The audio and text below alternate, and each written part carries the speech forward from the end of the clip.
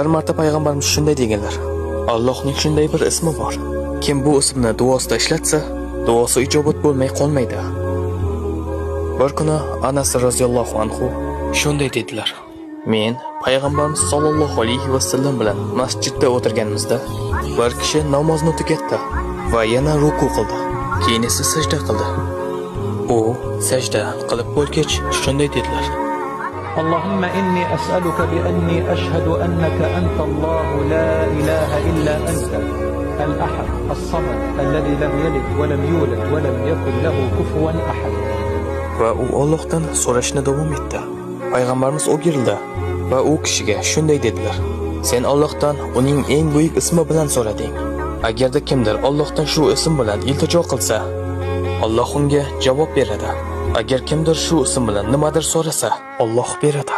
Alloh buni ikki xil yo'l bilan qiladi. Alloh javob beradi yoki o'sha narsani beradi.